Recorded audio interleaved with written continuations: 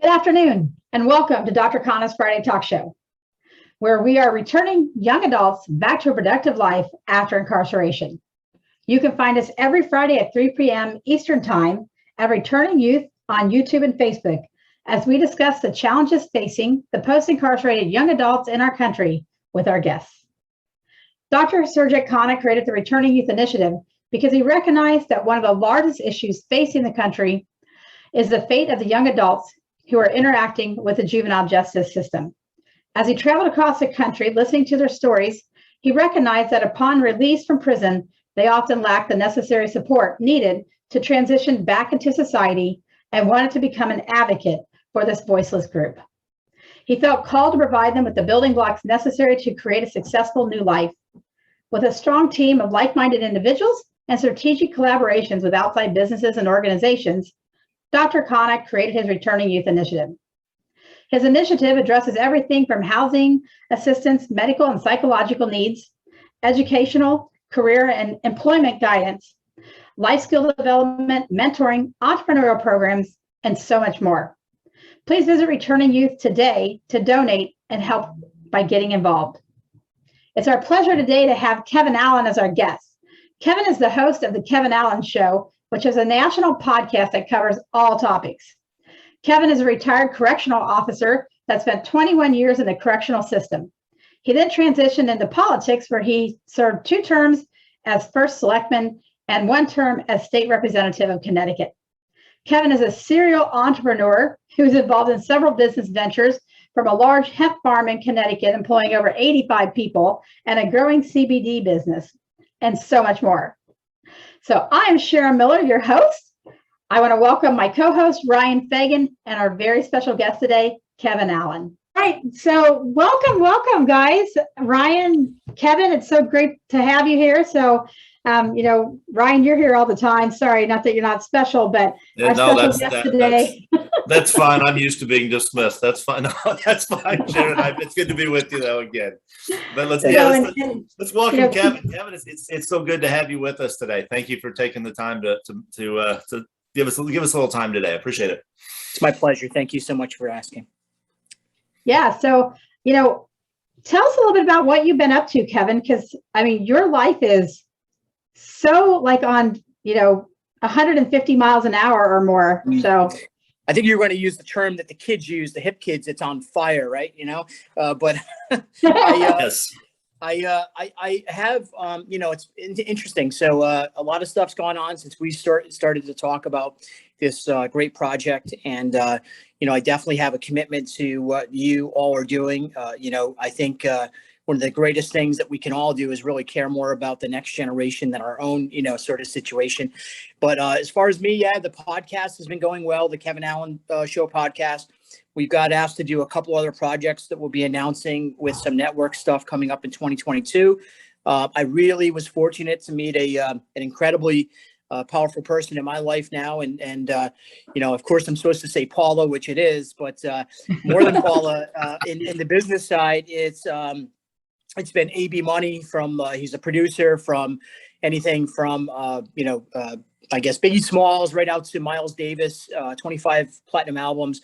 Him and I met each other in a very unique way through our CBD business. We both are in the industry, and we ended up talking about doing some podcast work together.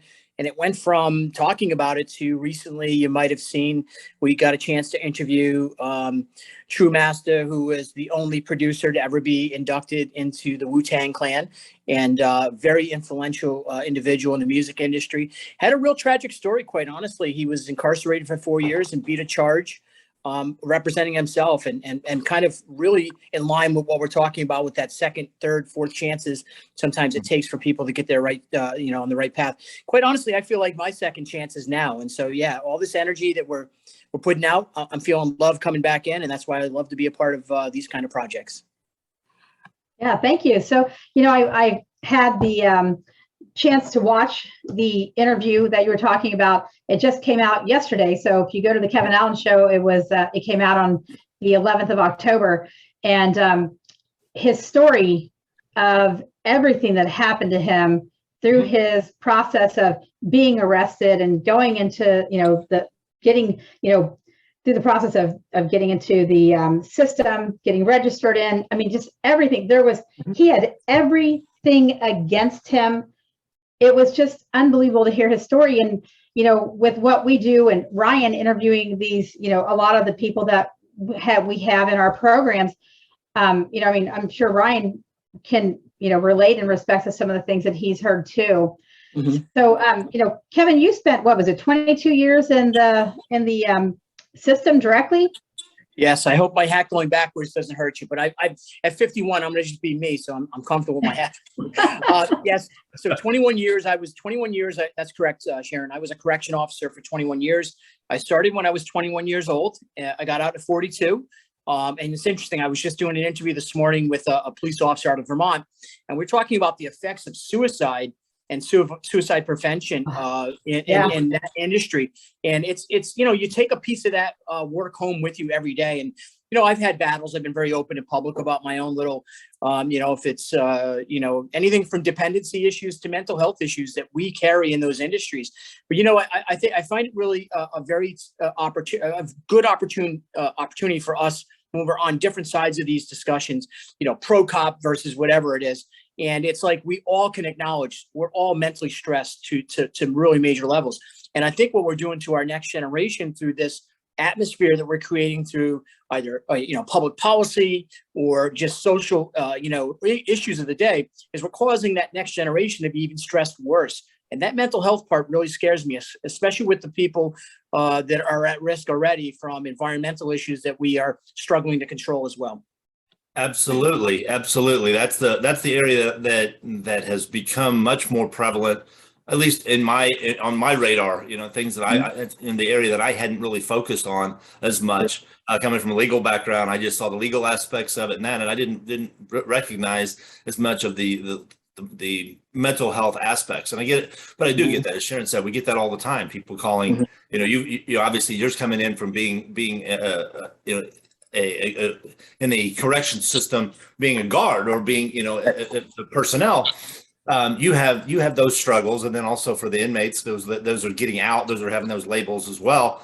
It's not a healthy environment for either side, as you said. And I think it's, as we as a society need to recognize that we are, as you said, we're doing more damage to that next generation by polarizing these issues, by making you choose one or the other. Why can't we all just work together to make the situation better? I think Sharon, Sharon brought up sort of, where I was at and talked about that interview with Truemaster. Now think about it for a moment. I'm a pro cop, pro law enforcement guy. I'm a retired correction officer. I have a platform that has a national following of, my law enforcement today. But I also have so much love from people of all cultures and races because we shoot straight. And you know what? We're all about resolving issues. And if I see something that's wrong, I'm going to call it wrong. And no matter who it is that's wrong.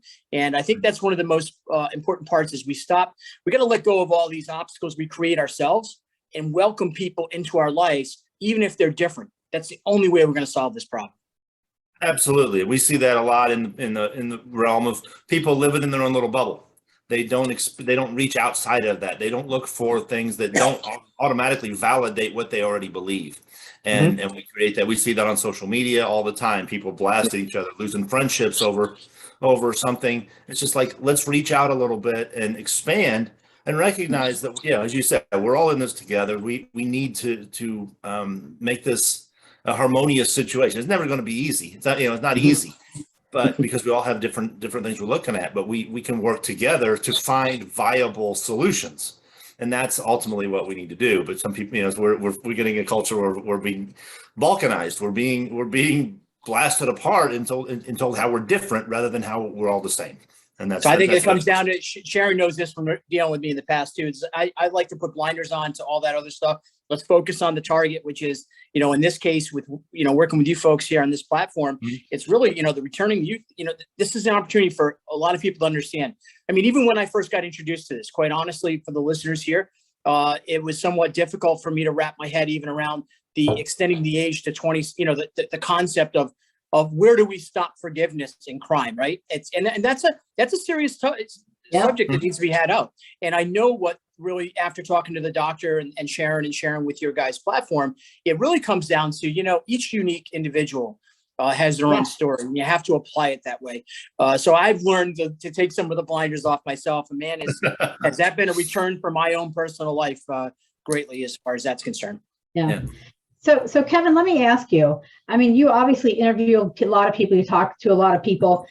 So I'm assuming that you're aware of the fact that the incarceration, like recidivism rate from state prisons is significantly higher than people having, than the recidivism rate is from people who come out of federal prison. Where do you think that, our states are struggling? That there's such a vast difference between, the federal government's, prison system to a state prison system? It's a great question. And, I have never worked in a federal prison. I do know that I've been in federal prisons throughout, country.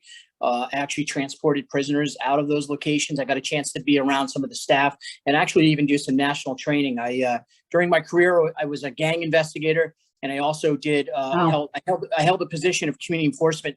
I was a sergeant, and I supervised staff where we actually monitored offenders who were transitioning. So it was called transitional supervision, and we actually engaged with them in the public as they worked, and they kind of re-engaged into those settings.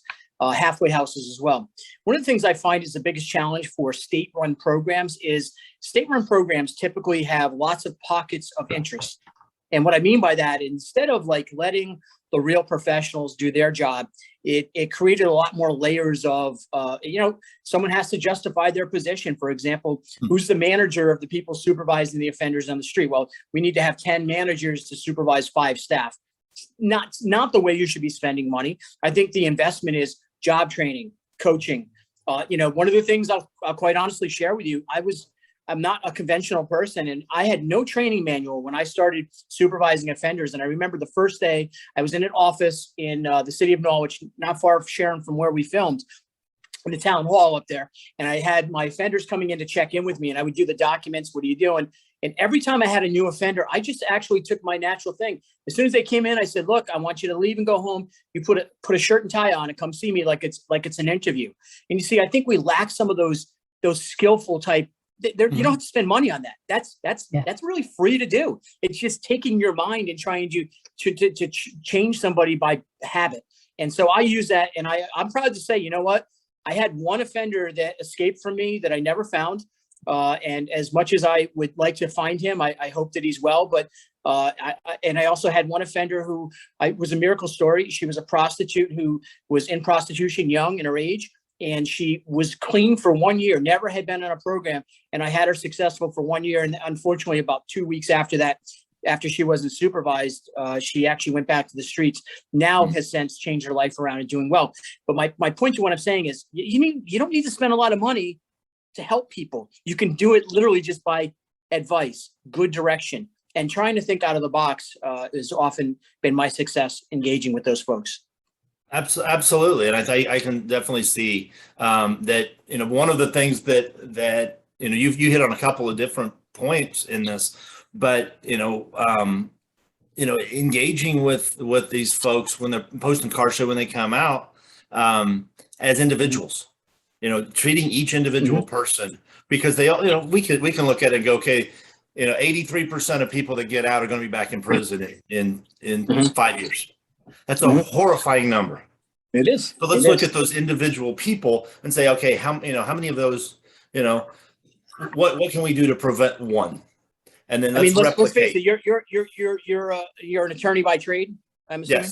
Yes. And Sharon owns her own company. We all know how to run our own business. And quite honestly, if our failure rate was that high, we would fire ourselves, right? We would not be employed. We would no longer be asking ourselves to do the job that we're failing at. And so you look at the system across this country. Let's take Chicago, for example.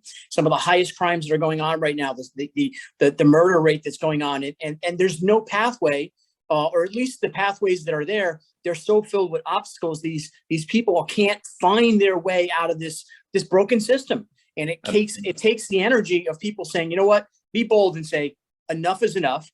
Let's stand up together and let's actually change something. And we don't necessarily have to put billions of dollars at it, but let's put energy that we can be positively influencing these folks from not going back to that kind of lifestyle. Absolutely. And that's the thing is we get we talked several weeks ago, we had on Miss Dorothy Lavelle. She is the publisher for the Chicago Crusader newspaper, since you mentioned Chicago.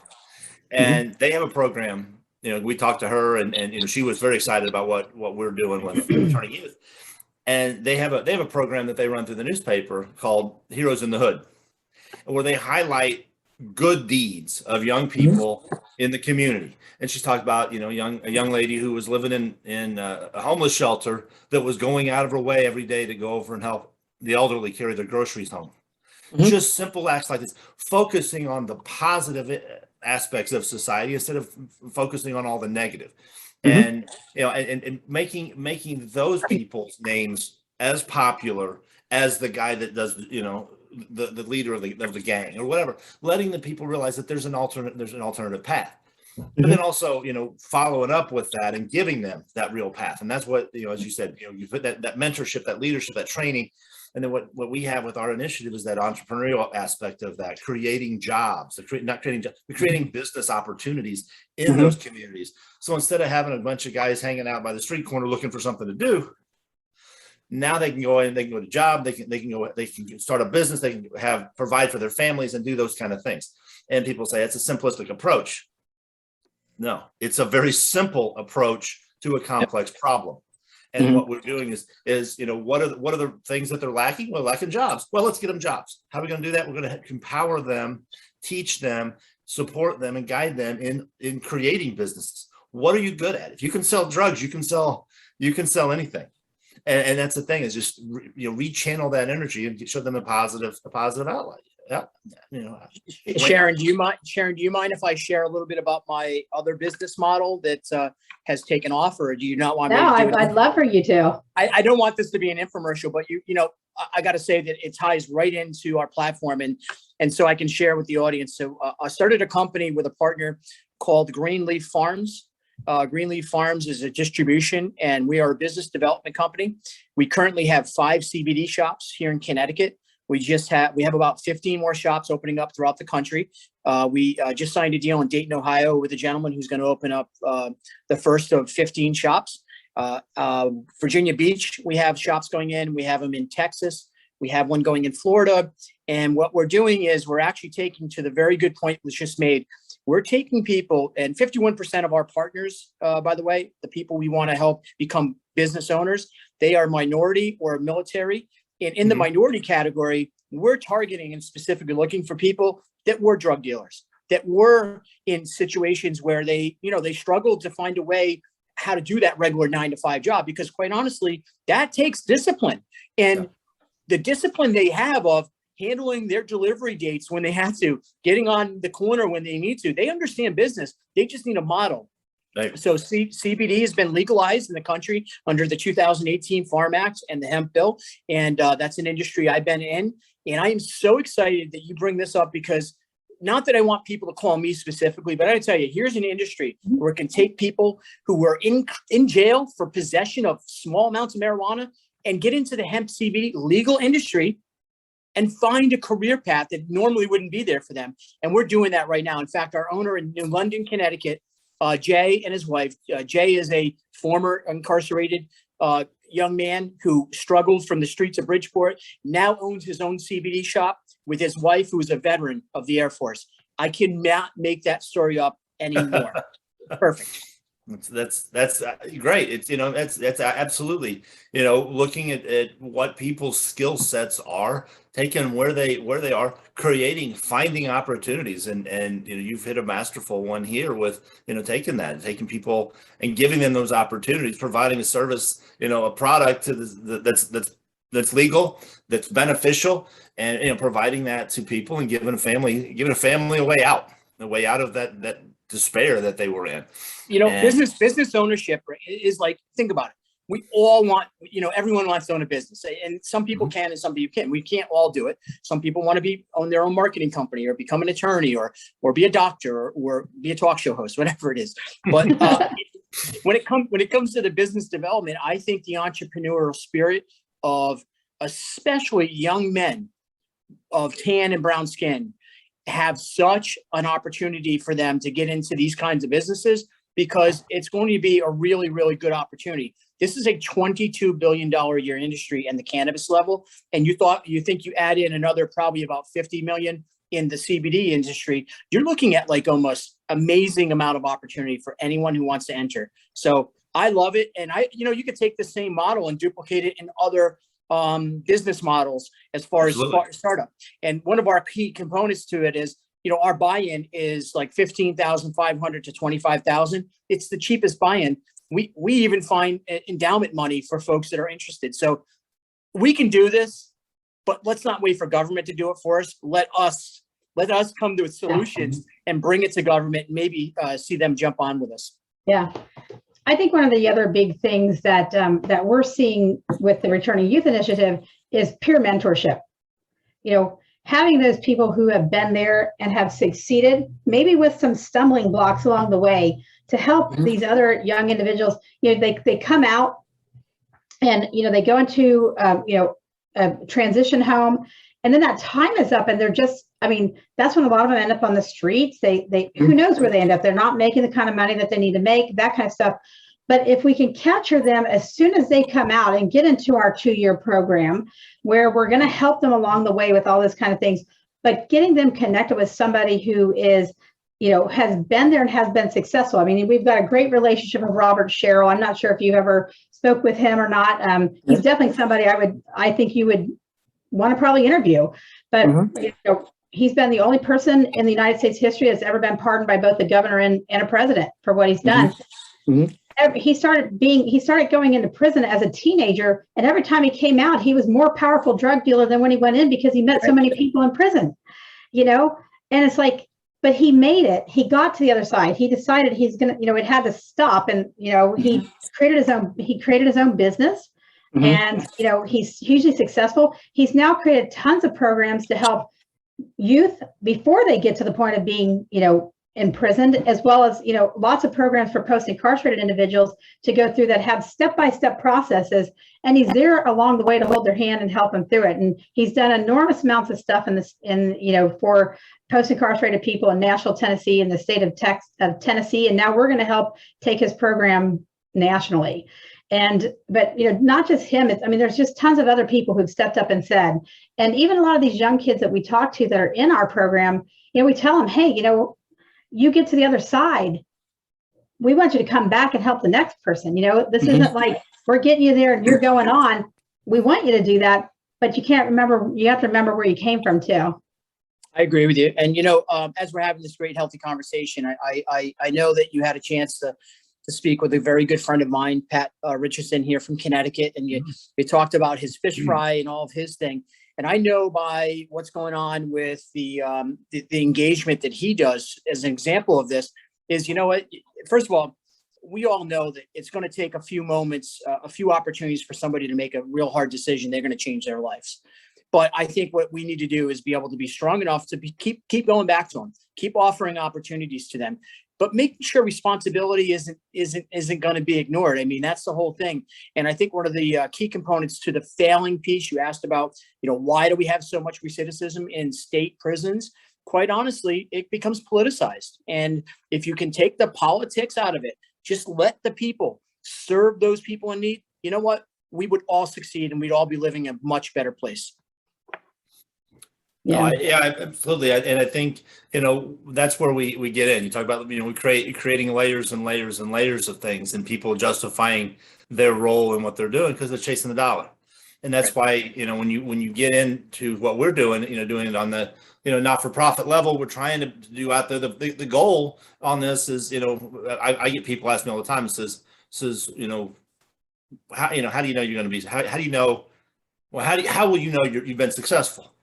So I can be successful every day because I'm successful to every individual that we talk to. And that's what it's about. I'm not looking at it saying, okay, 83% of people are going back to prison. I want to make sure that the one that I talked to yesterday doesn't go back.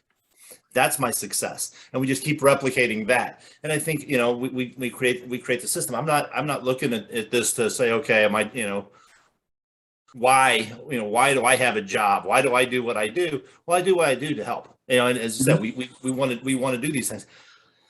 If it comes to a point, I'm hoping, I'm praying every day that Mhm. this isn't needed. Mhm. Unfortunately, that's not, the reality is that the need for this is going to far beyond me. As long as there are prisons, there's post-incarcerated people, and there's a need for this. As long as there are people, there'll be people that'll do things wrong. Right. But what we need to focus on is, I get, a lot of friends of mine will ask me all the time, how do you do this? How do you forgive these people? I said, the issue comes down to, we help the ones who want to be helped, the ones who are ready. We're always there, but when they're ready to make that change in their life, as you said, we keep coming back to them, but when they're ready to make that choice, those hard decisions, do that hard work to make it happen, we're there to support them 100%. And so I'm not here for giving, I'm not saying that every person that's out here, I can go in and wave a magic wand and make their life better.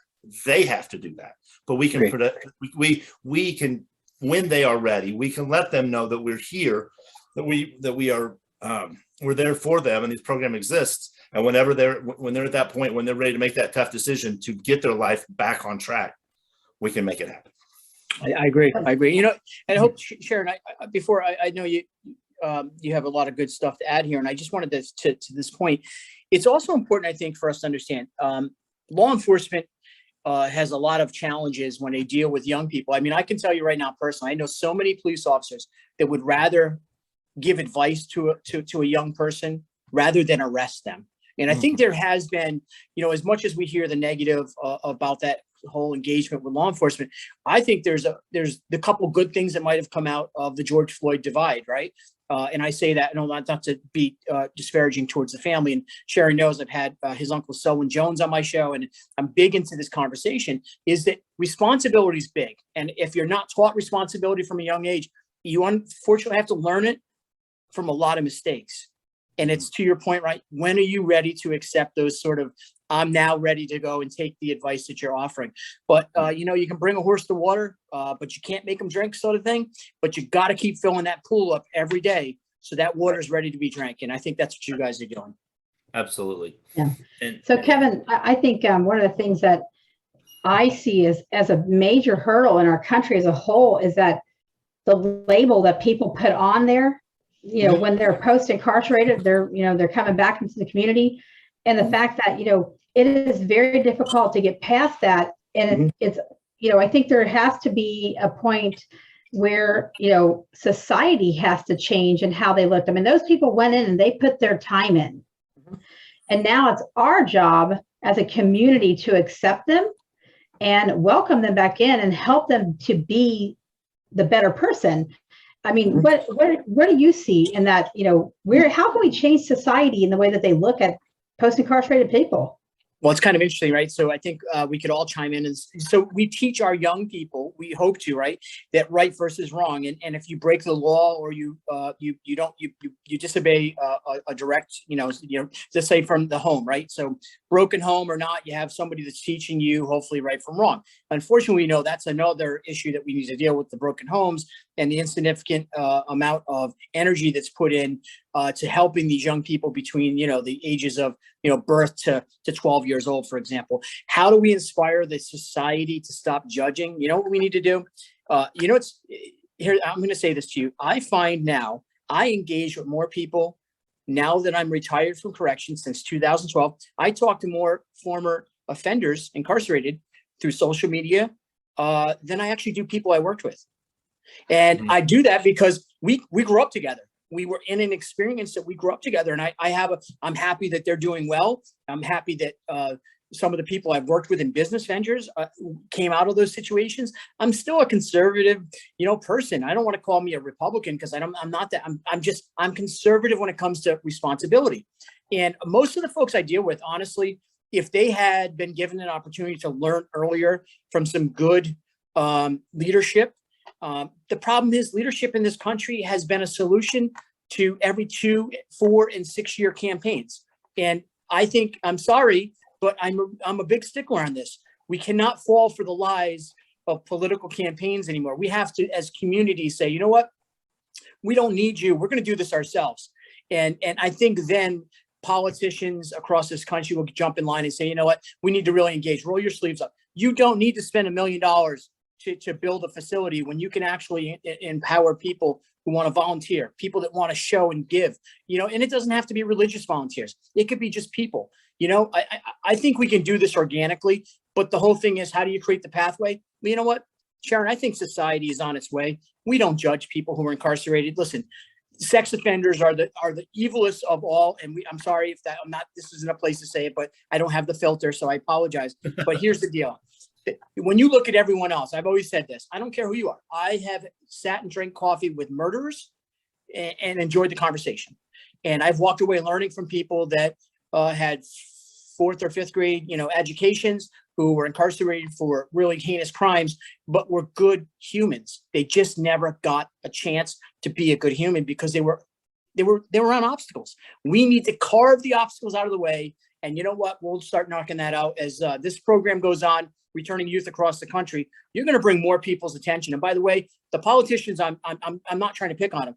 They need to be a part of this. They need to understand that the system's in place. We need to now invite different people to the table because they have better solutions. And this is exactly what you guys are putting together.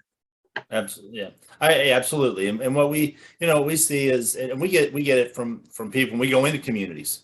I walk in, we sit down with the Chamber of Commerce, we sit down with local leaders and, church members or whatever. And they're like, okay, what makes you any different than anybody else that comes in here with solutions?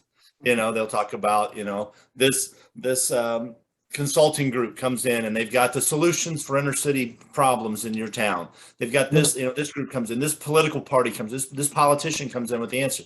So what makes you different? I said, the fact that the thing that makes me different is that I don't leave.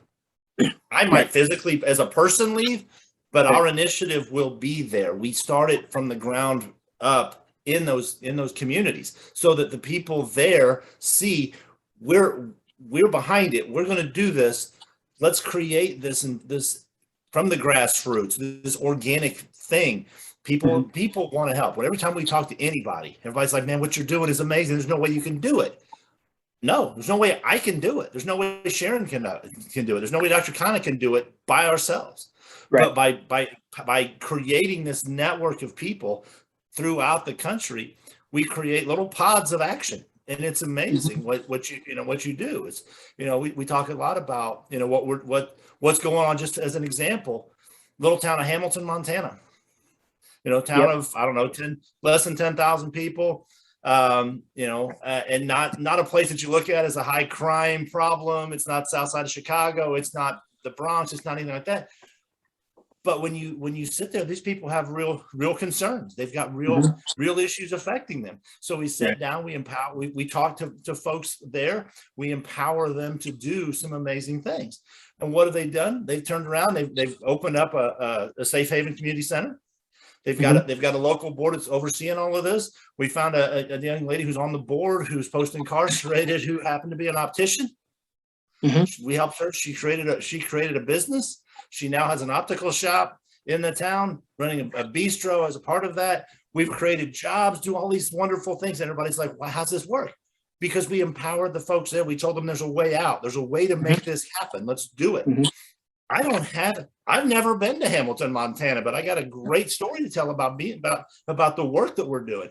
And I'm looking forward to going out there, but I gotta get my boots and my hat and all that kind of stuff that they, that they say you got to have to go out there, but I don't know. But I'm looking forward to going out there because it's amazing. Just that example of when you give people, the flames are, the spark's there. You just got to get people, motivated to say, okay, this is the way we can make this happen. Help us. We will help you. And it's amazing the work that can be done on just, in a town like Hamilton, Montana. We bring small example of actually how you can do that if it's in Montana or maybe the Bronx, New York, New York City, maybe Providence, Rhode Island, or even in Hartford, Connecticut. I think you can look at any example of, first and foremost, I think one of the biggest things you need to have people apathy. And apathy is a word that I often used when I was a politician. And clearly I'm out of political rehab now, so I'm much better. But when I was a politician, the apathy that I dealt with was, well, I don't vote because it doesn't matter. Well, I don't get involved in local, whatever, because it doesn't matter. Well, I don't want to have an opinion because it doesn't matter. Well, we've seen our world shift from those kind of positions over the last 6 to 8 years, where now that energy, if we can reinvigorate that energy to say, you know what, take it from focusing on that debate between the divided country over topics, and let's focus in on working together on a topic we can deal with. If you asked everyone in this country, if you could give 1 hour of your day, each day, to try to help somebody and save their lives, would you do it? I'd do it. I would do it easily. It Absolutely. wouldn't be, it's no question. I don't need to get paid for that obligation. I would do it. And I would challenge anyone listening to the show. If you can give back to this program, give back, become a community, I don't know what you want to call it. Become somebody who's involved in this project, where you can actually bring in the energy and help people and advise people. I'm sure you have plenty of positions where you want filled, and I'm sure you're going to find it. And I got to tell you, honestly, I am excited for you guys. And again, Sharon knows I didn't wrap my head around a lot of it in the beginning, just because of my own upbringing. And the more I learned about it, the more I understood, look, you can still be who you are, Kevin. You can still be that patriot guy that everyone wants to, with the flag behind me and all that stuff. Got the tattoo of my arm, the flag. That's okay, because I love my country and I love everyone in my country and I want to help him. And I think people need you to stand up and do that. I'll give an hour a day of my life every day for anyone if it's going to help them. And that's a wonderful thing. And I think that's, there's a lot of people that's what we ask, we're just met people, because I get people all the time saying, well, I'm just, I'm this or that. I'm a hairdresser, or I'm a stay-at-home mom, or I'm this, I'm that. How can I help? Absolutely. Challenge me. I'll find a way to help, let you help, and in fact, I've got people all the time come up to me. And the classic example that I remember calling Sharon about one day, I went in to get my hair cut. Now that I still have it, I'm going to continue to keep track of it. But I went in to get my hair cut one day, and lady, we were just small talk about what I did, and she just stopped and she says, "Can I help?" And I said, "Yeah. What would you?" She goes, "Well, when people get out and they want to go to a job interview, if I can help them get a new haircut, do makeup for the women or whatever, help them feel better about themselves, can we do that?" I said, absolutely, we're going to do that. So, just the simple, in the smallest thing, no matter what your skill. And as you said, the folks, many of the folks that are going through the program, they're incarcerated, or having these struggles. They didn't learn a lot of the things that you and I and Sharon have all learned going through. Right. How do you fill out a job application? How do you write a resume? How do you file your taxes? How do you budget? How do you go grocery shopping for a family? Those type of things. So, man, my mother could teach a lot of things about how to get $50 for groceries on $25, and feed a family of 7 on $100. How do you do that? And the other thing I want to, Ryan, if you don't mind me adding to that, I also want to say to the listeners here on this show, I think you're going to have a diverse group of people. And I think one of the things that needs to be said is, look, if you have an issue with somebody because of maybe a political side they come from, or maybe the jobs they performed in their career path, or maybe because of cultural differences, you now have created obstacles to a solution. Because I will tell you, more often than not, 99% of the people in this world, that we want to be problem solvers. We want to help. It's just that fear sometimes. And then it becomes even more clouded by disconnecting us over some kind of social media debate over something that doesn't make sense and really, quite honestly, doesn't really affect our lives. The only thing that affects our life, we take that and we put it in between us, and we don't allow us to connect. And I think the people listening to the show need to say, if you can agree out of 6 out of 10 things, we are on the same page together on this topic. Well, let's do it, and let's fix the problem together. Right. And that's the thing is what, sorry, it sounds like I'm campaigning, right? I'm back in the political right now. I'm sorry. No, that's good. But that's the thing is by how we do things through this is there is no one solution. And so when someone comes to me and says, this is what I'm thinking about, what will work in my community, you know what? That may help a few people in your community. Let's have that as an option when that need comes up, because absolutely people are going, there's going to be someone that can use that resource. And so that's the thing is, we look at it as, because as we said, when you individualize a program, we have the resources of a nationwide organization that we're going to focus in on an individual person to solve their problems, help them solve their problems. We can take a lot of solutions. We can take people from the left, from the right, from the middle. We can take people from a church organization, someone from a secular organization, whatever your thought processes are to get you to that point, as you said, to recognize that a solution must be generated. A solution has to come about. Let's work on what that solution is, and it may be different in every community. It may be different for every individual, but let's have that conversation, and don't ever be afraid. Listen, don't ever be afraid to engage, because we can find common ground, because we are human beings that there may be some people that are sociopaths that don't have that ability to want to help, but the vast majority of people want to do something to help, and we can find a way to work toward common ground. So Kevin, I have another just point. I've read so much about the fact, and one of the reasons that we handle the ages of 18 to 26 is because it's really been determined that it takes until about age 26 for the brain to develop to the point that you really have that mindset of what is good and bad, what is hard work, what isn't, what is this,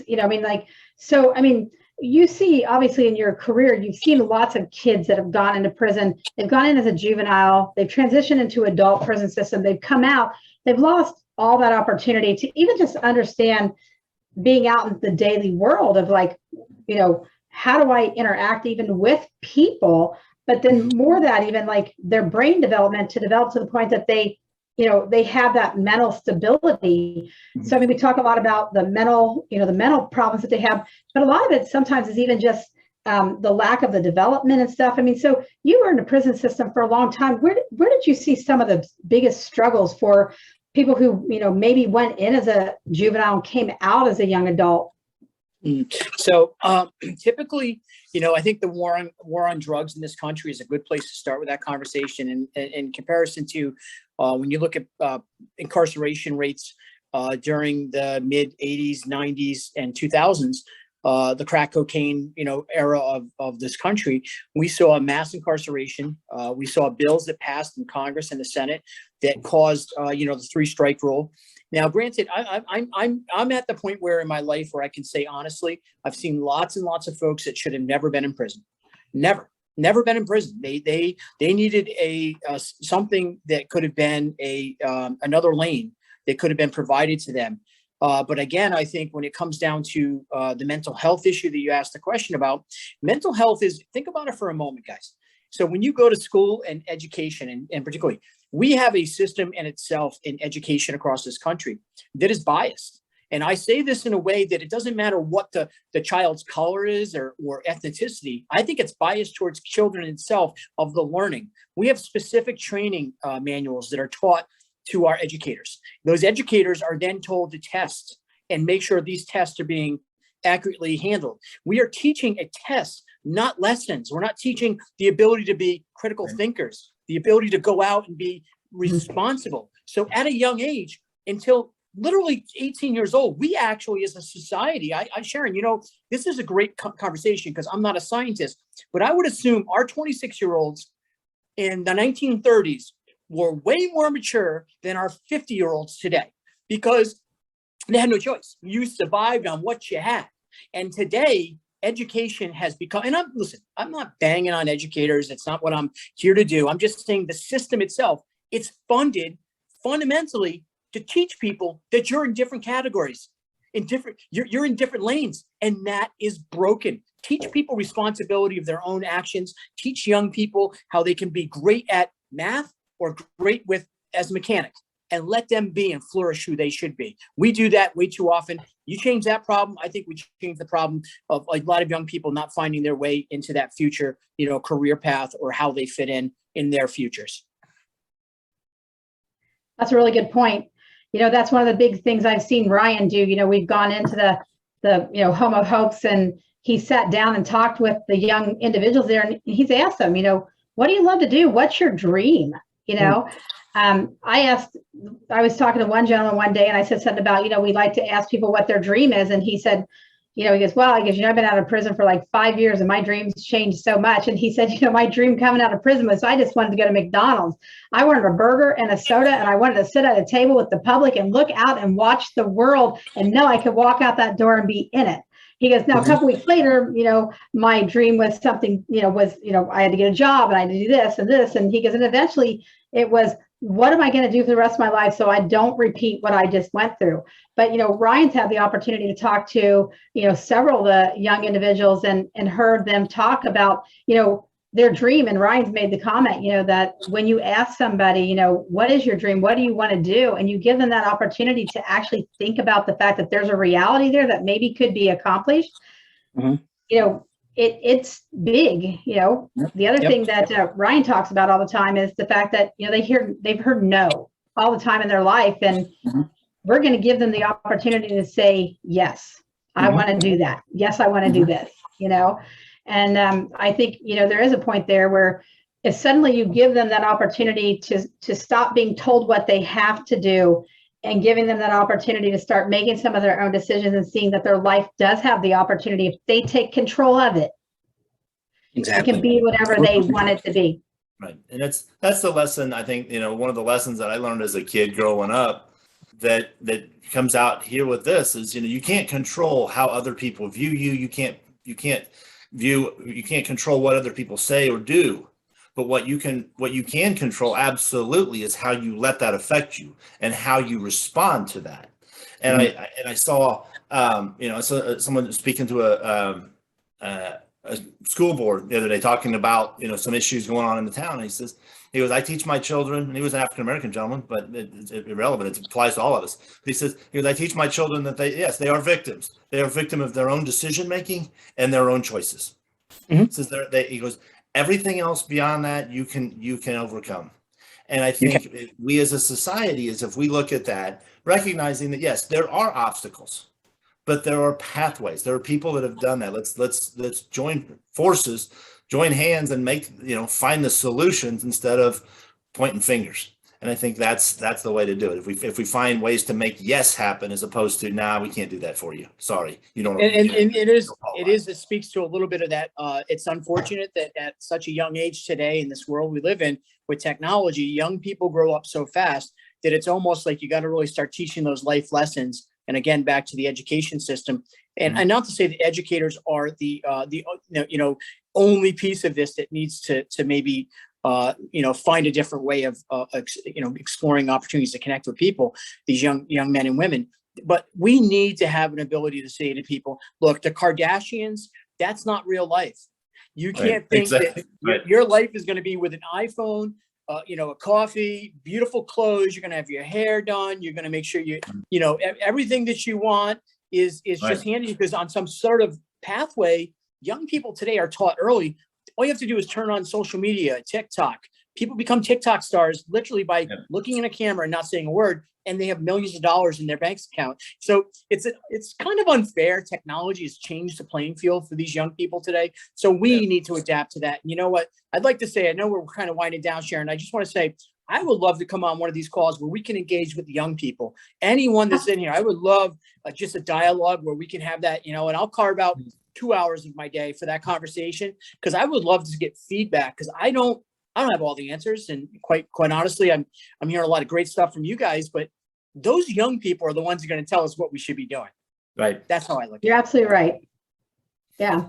And now, my kids will never believe if I said that I didn't know everything, because they're convinced that I think I do. they know I don't, but they don't believe that I understand. I don't have all the answers. But I think you're right. Sorry, Ryan. Go ahead, I think one of the other things that I see so often in the younger kids is the lack of respect. And it's like, I don't know if it's just because we have so many younger parents raising kids, or like that generation hasn't learned respect or understand, the importance of that to be able to teach it to the next generation. I don't know where we have that missing piece, but I think sometimes, in these young kids, they go out and do things. Number one, part of it's peer pressure, but some of it is also just the lack of respect for personal belongings, for, just in general. I mean, how do you see that? Well, I think lack of respect is again, we rely on this as being taught in the house. Unfortunately, a lot of the young people that we're talking about right now, broken homes are a major part of that statistic. Fatherless homes are a major part of that statistic. And how do we fix that problem? Well, honestly, again, I'm sorry, but the only system we have in place is the education system to sort of use, because these children we're talking about, to some degree, they are all involved in our education system.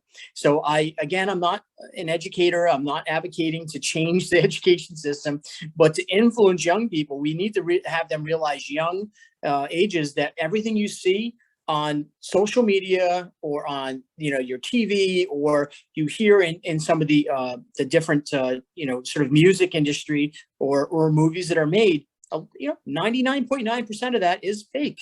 It is not reality. The reality is what mom and dad or mom or dad or what the person on the street corner does every day. They get up and they open their shop up. That takes hard work. We need to teach those values that your mom and dad and Sharon shared with me. She grew up on a farm and there was no fooling around. You had to get out there and do the farming. And Ryan, I don't know. The cows don't feed themselves. Right. And I grew up in a very unique thing. And I think, Sharon, at some point, I want to share my childhood story with you guys when it's an appropriate time. And it's not really now. And it's not because I can't, but I really want to share in a way that kind of could paint a better picture of who I am. And I think I'll tell you offline about that and maybe kind of work on that for one of the next episodes. Because I think one of the things when you talk to different people, I'm 51 years old. I have experienced things in my life. I feel like I'm a 25-year-old young person right now that has started a whole new career, a whole new opportunity. And guess what? Society told me I shouldn't be able to do this. Society told me, Kevin, just go, you retired, go get another job. And no, I want to do it on my terms. And I'm doing it because I believe in it. We need to build belief in people today in this country. And it starts with our youth. I agree completely. So, Kevin, I think we're probably getting pretty close on your time. I know you. And so I just want to say thank you for giving us the time. We always enjoy you having you on the show, being a part of our day and our week, and just sharing, everything that you've learned along your career and allowing us to share, a good conversation here. So I do want to thank you for giving us your time again today. And I do hope that many more times in the future, we get to have you back on the show. 100%, Ryan. Thank you. And thank you, Sharon. And, to tell the doctor and tell everyone that is a part of this, Returning Youth is a platform that shouldn't be an obstacle for anyone to wrap their heads around this, regardless of what economic structure you come from or ethnic, background you have, or as long as you are someone that wants good things or good people. This is an easy program to wrap around. Thank you. Yeah. So thank you, everybody, for joining us today. And we look forward to seeing you every Friday at 3:00. And like always, if you want to volunteer, go out to our website at returningyouth.com, click on volunteer. There's many opportunities and ways that you can get involved and donate. I mean, we can't be out here expanding across the country without people financially supporting us. So go out to the website, click on the donate button and donate. If you're a business owner, we'd love to have you as a corporate sponsorship. There's a corporate sponsorship piece here, whether you want to be a corporate sponsor for just your state that you're in or on a national level. So again, thank you, Kevin, for your time. Ryan, as always, thank you for being here every single week. And, we look forward to seeing everybody next week.